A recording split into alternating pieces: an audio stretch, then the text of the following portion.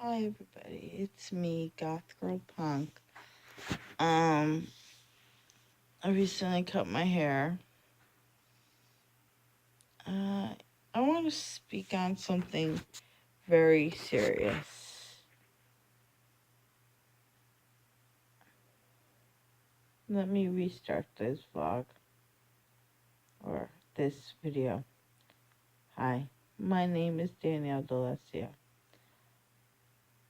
My life changed when I was adopted. My life shifted again at the age of 3. Then my life shifted again at the age of 16. Then it shifted some more at the age of 17.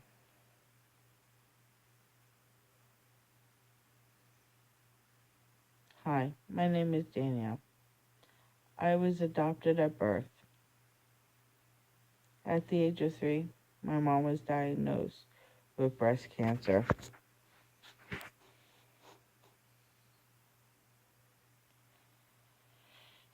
She had to have her breast removed. She had to go through chemo and radiation. When I was age 16, it came back, spread to her head. She had to have her head cut open, have the tumor taken out, go through radiation chemo, and it wasn't working. So then they basically gave her a year basically to live after all that. Year later, she passed away, basically. And people don't understand how cancer affects me, how dying affects me, how hearing a tumor, it pops off in my head going, oh shit, I know what's going to happen. Because every time I hear somebody saying, I got a tumor, I got cancer, what happens? They pass away because of cancer. And I've seen breast cancer. It's 2 forms now. My mom was the slow one. So it wasn't like when she was diagnosed, it didn't eat her up and kill her on instantly. My aunt that passed away because of breast cancer was the fast growing tumor in her. She tried everything, and within a small amount of time, she passed on because it started spreading everywhere. And on the good days, my mom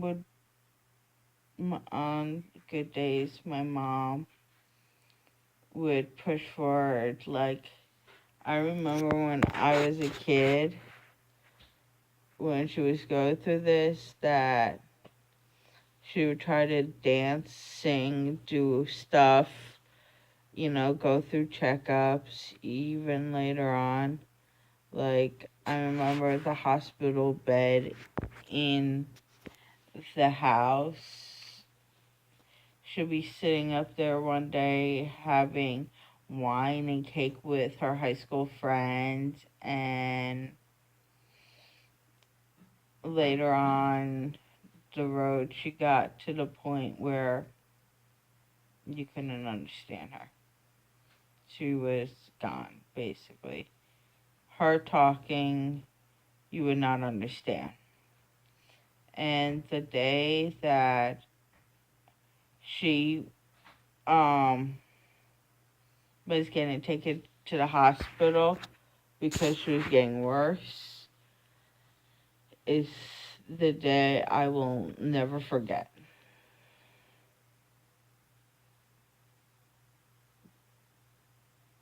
So it was July 2005. Um, I believe it was the ninth they took her. Ninth. Me and my friend was coming back from Burger King in Edison, New Jersey. My friend was Ewan. I don't know how to technically pronounce his last name, but he's who I was hanging out with at the Burger King. I see an ambulance coming up when I was walking. I was getting up to the hill.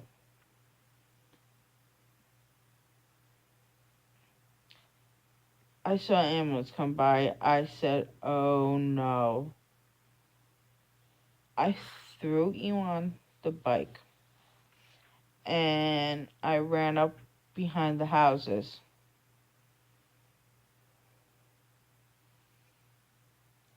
I rushed at home. I was like, what's going on? We're taking your mom to the hospital. Why? Because she's not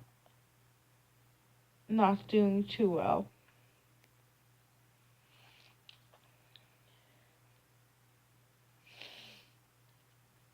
She's not responding. She's not talking. She doesn't know really what's going on anymore. She's like in a comatose state. We have to take her to the hospital to make her comfortable because she's most likely not going to make it to tomorrow night. They took her to JFK Hospital in New Jersey, right by the Menlo Park Mall. And before she got into the ambulance, she somehow woke up and said, I love you, I'm sorry. And then went back to comatose state.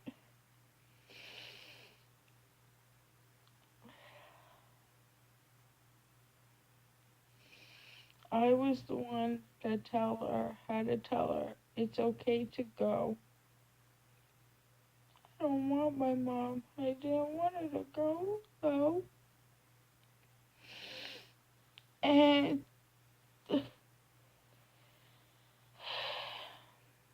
knowing that I don't have her is hurtful because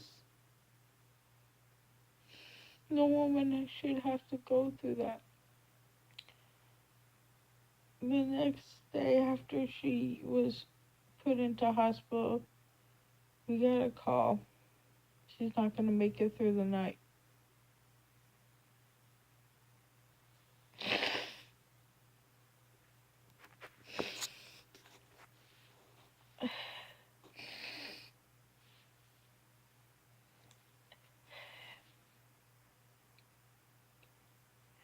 After I went in, we stepped out. They said, oh, we had to get her ready for bed and change and freshen her up.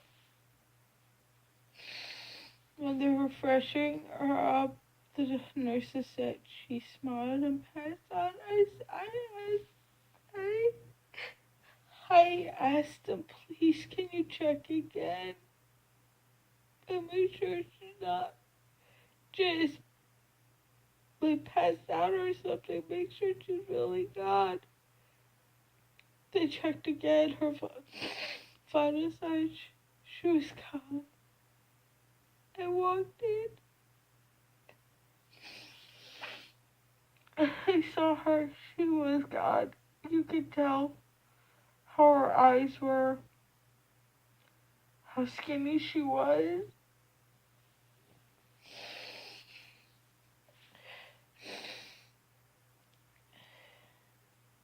I feel to this day I couldn't help her. Why?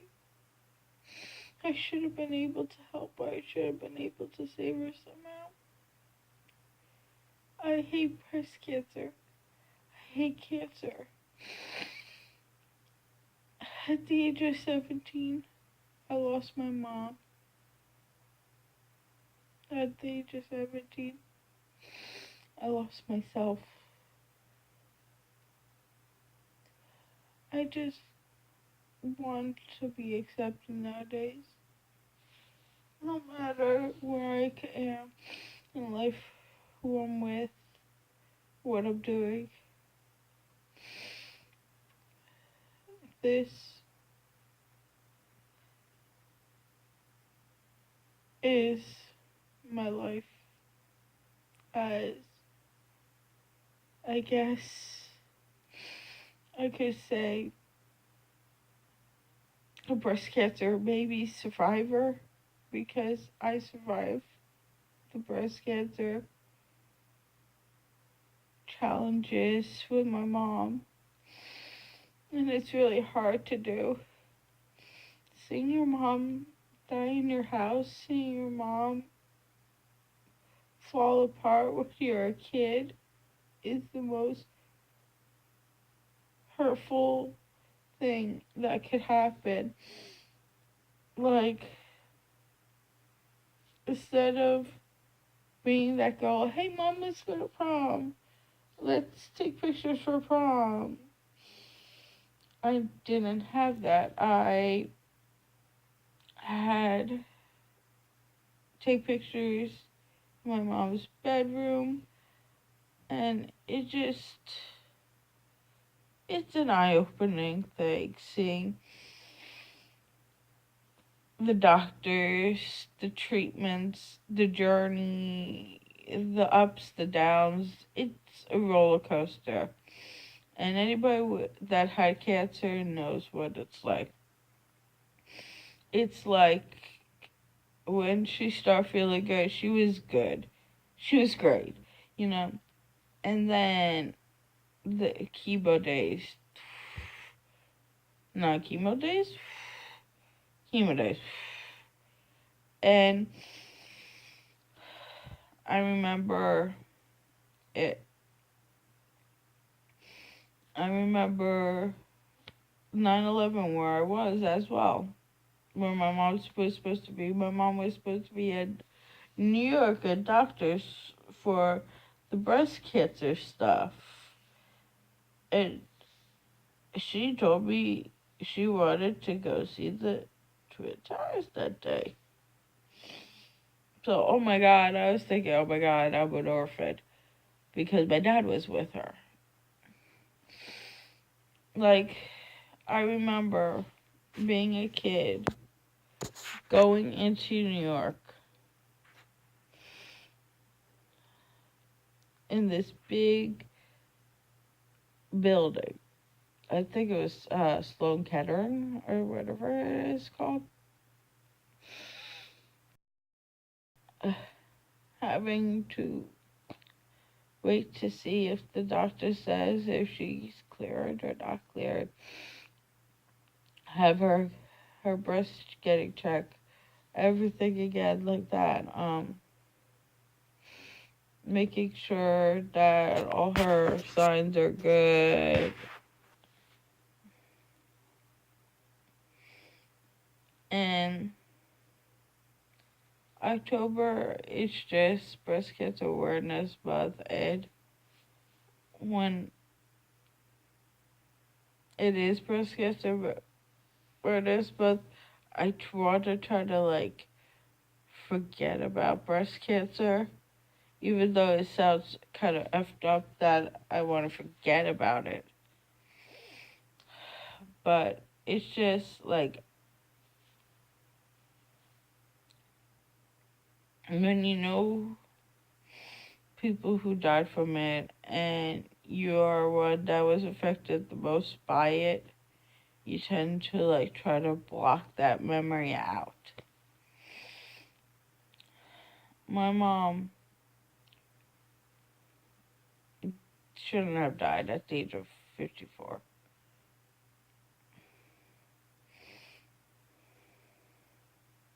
I should have been able to have my kid, get married, and have my mom there.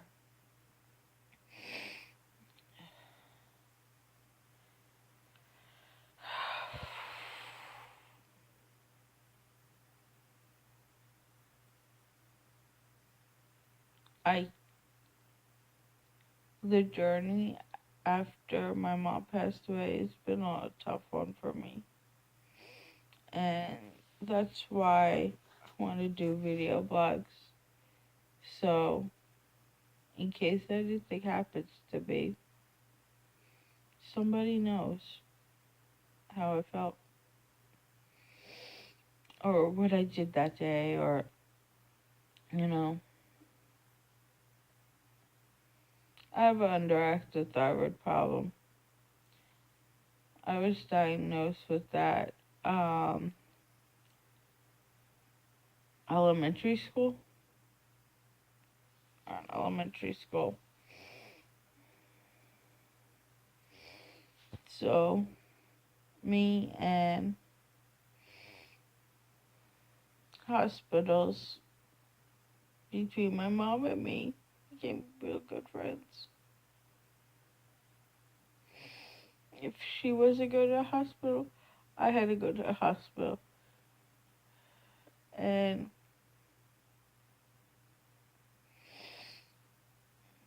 and last year I was in the hospital because I almost died myself. Need a blood transfusion.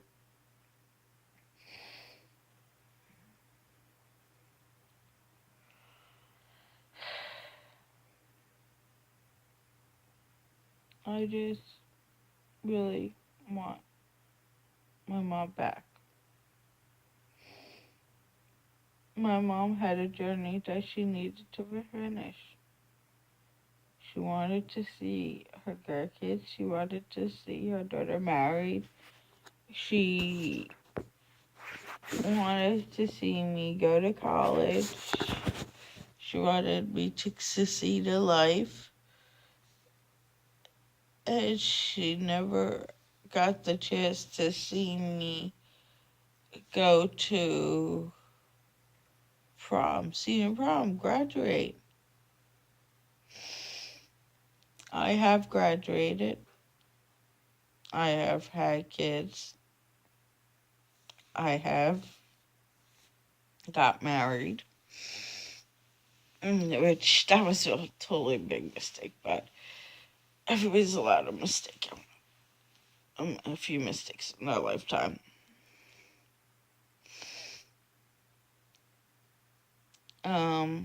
Finally got my own, I got an apartment.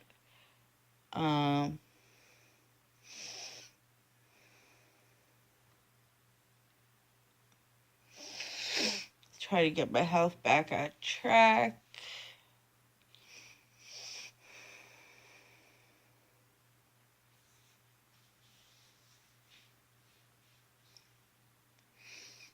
But it's one thing to say, I have to say, it's hard to do it without her.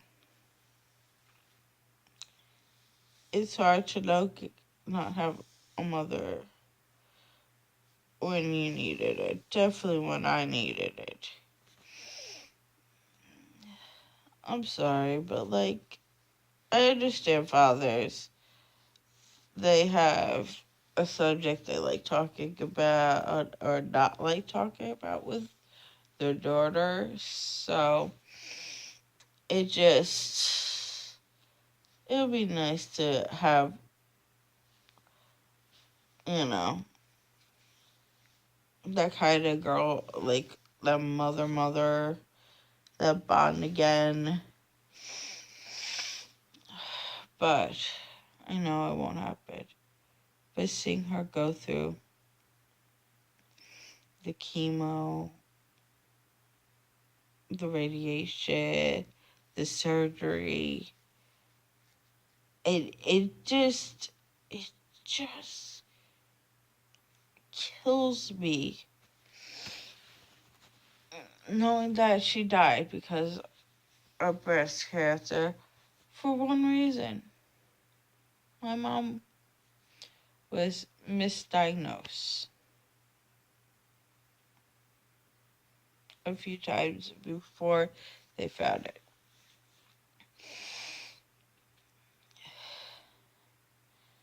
My mom's journey was a long one. Let's see, 3.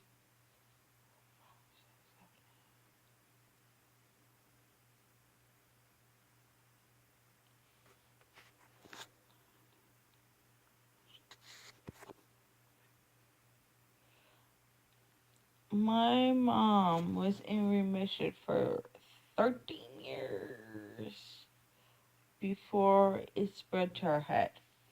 And I mean, you see where my head is? They had to cut her from here, basically, all the way to back here. And then because because it spread to her head. So what happens is they cut you here. They remove a piece of your. I think they also have to.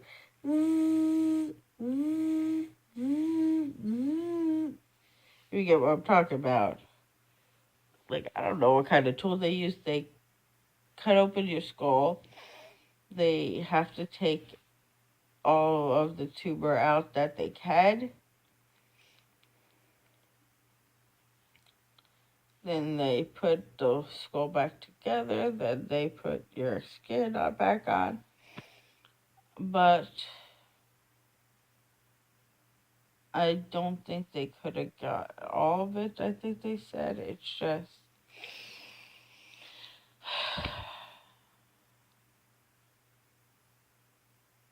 Yeah, it's just. You get what I'm saying?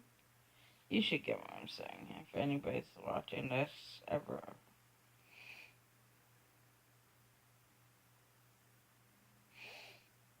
And I don't know if. And the reason why I'm adopted is because she couldn't get pregnant. So it's just. It seems like if I told you from beginning to end, this is what her life was. Of course, she was a teenager, adult. She got married, and then she got divorced. Then she got married again to my dad. Right? They were trying to get pregnant after they got married. They couldn't. My Aunt Terry, or my Aunt Teresa is her real name, told my parents about me.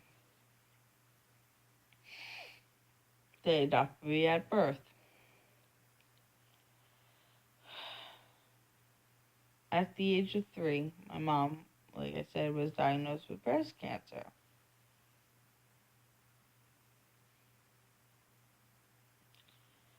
I had to stay with my aunt when that happened.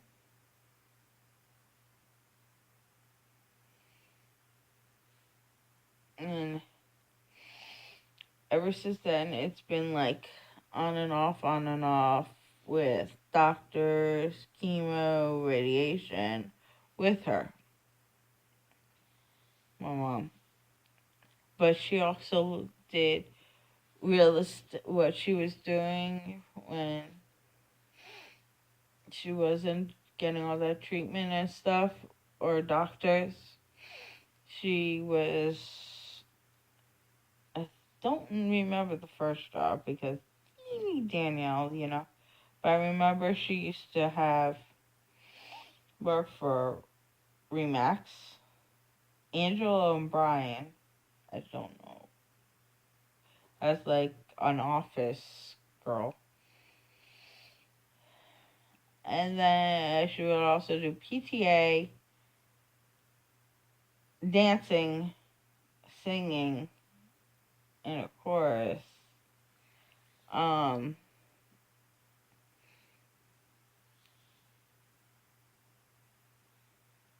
and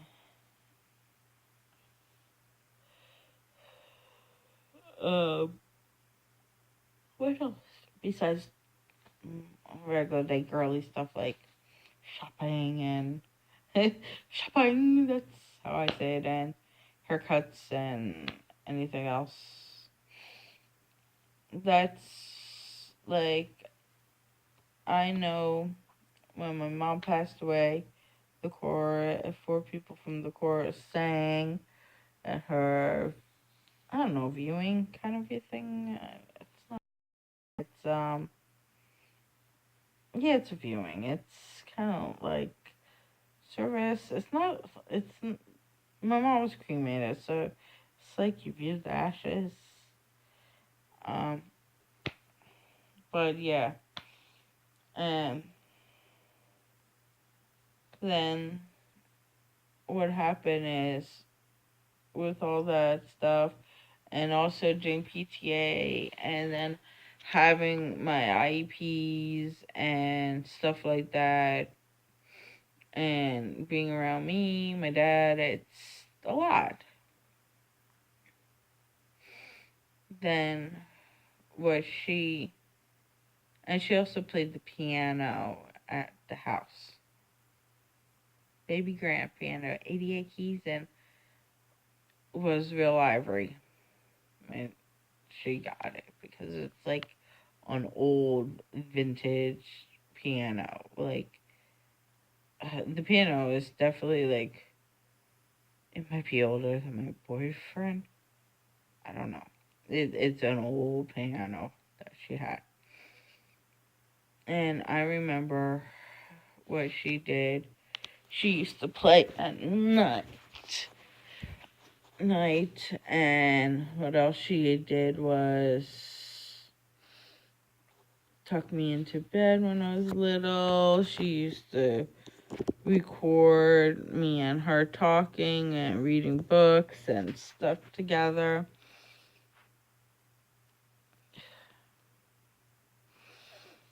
When I got into high school, that's when things got serious. In high school, when I was, I think around, yeah, I was 16 years old that summer, yeah. 15, I was with Andrew. I wasn't working at the camp. I'm seeing camp. So when I was the next summer, I think when I was 16, it was when I was 16, and I was working at YMCA and I was in that Okra Swim Club. I was riding my bike to camp with mm, mm, my, I want to say friend, but I don't know if she would be pissed if I say friend because we kind of had a falling out.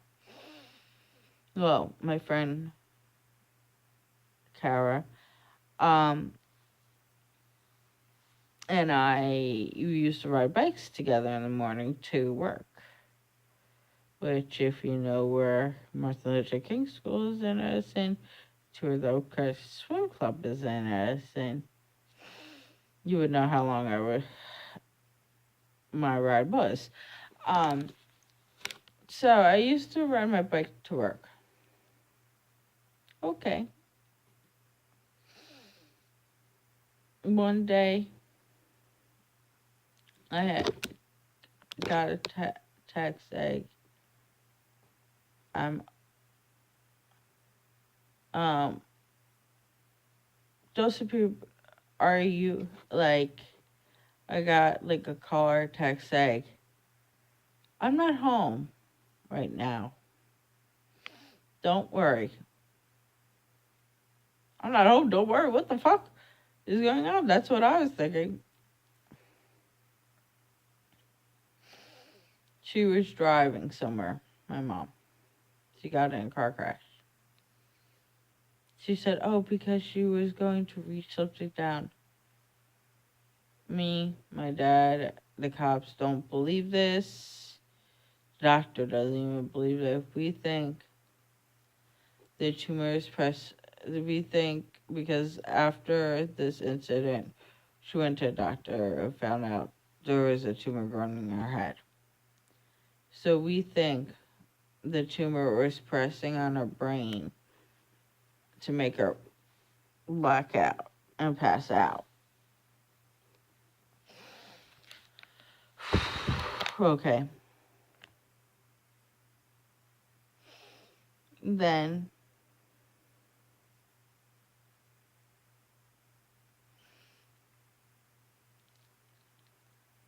she went to have the surgery, get it removed, chemo, and all that again. I ended up so depressed when she got diagnosed. I ended up in the hospital myself. Not getting into it, just know that I'm better now. And seeing your mom feeling like shit is not fun. Like there's days where like there were she had to get a port in because in her like chest area because it was by the time she was done getting picked and prodded with needles and stuff, her veins were blown out in her arm. And it happens with a lot of people that had cancer, have medicine that way or anything that way. Your veins, after a while, your veins just kind of deflate on your butt. And then there'll be days where she'll be like, "Hi, Danielle, how you doing?" And these days she'll be like, mm, mm. I'll be like, "Mom, are you okay?" There'll be days where it just, you see your mom becoming like a baby. That's what I had to see. Like later on down the road, she couldn't do anything. We had to feed her, we had to change her, we had to wash her. And then once she was in so much pain, she was on painkillers. And then she became nasty because of the painkillers. But I understand it was just because of the painkillers. But my journey, and that's where my journey kind of felt blah, blah. Because after that, it just hasn't really been the same with me and my friends. It hasn't been the same with me and my family. Like, when my mom passed away, her side of the family stopped talking to me. And then it just, I guess, because I'm technically not family, technically not blood, people tend to, oh, that was just, your adoptive daughter, that was just you guys' adopted daughter. That's not your real daughter and shit like that. I felt like, and like I just fell apart. But as I see my mom go through this, I see my aunt go through this, and my grandma when I was one went through this. The journey with breast cancer is a long, hard one that if you're alone, I feel bad for you. If you're not alone, I feel bad for your family and you. Because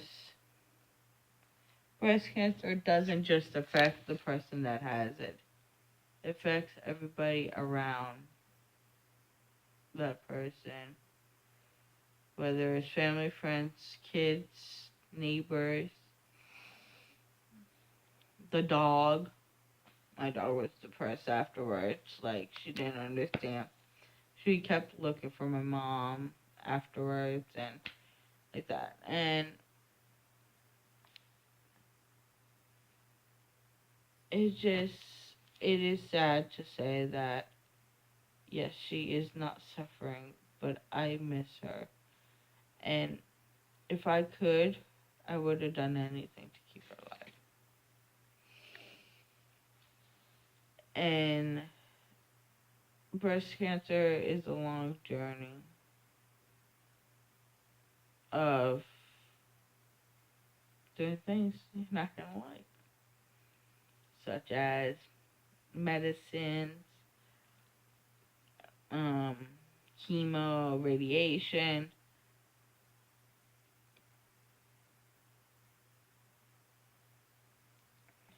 It's just,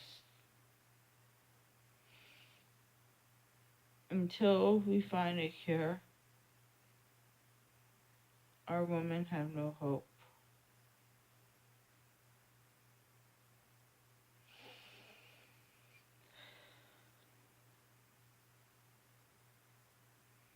Hope is something you give to somebody, knowing that they'll survive. Hope is something you can offer them to keep them alive.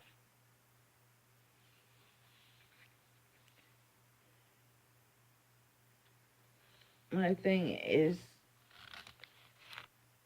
like, I have a water bottle. It is breast cancer related. It says once you choose hope, anything is possible. The only way you could have hope is if we find a cure or test for a cure. Now,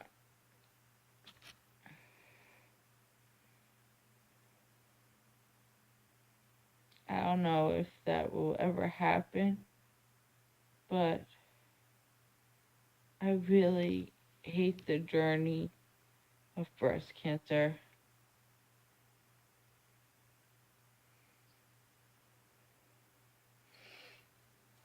And this is from seeing it as a kid's point of view about their parent. Not because I'm just saying it. This is what I've seen my mom have to go through at a young age.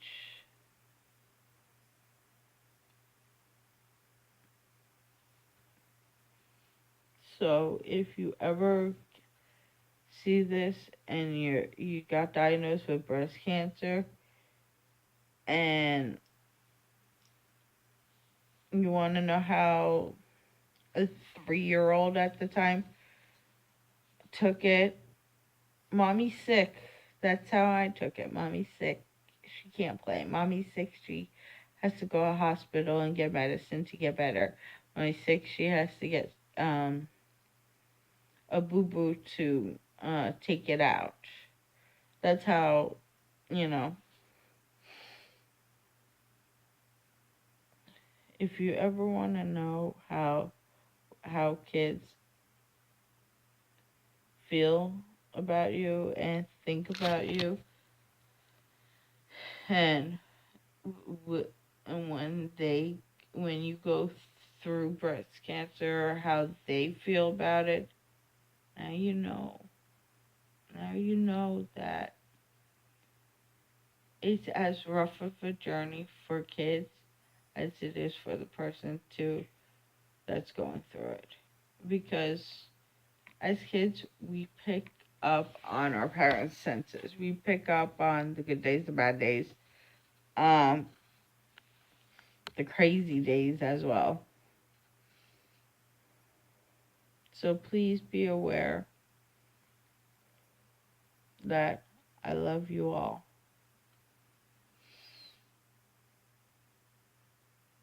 Have a great day. Bye.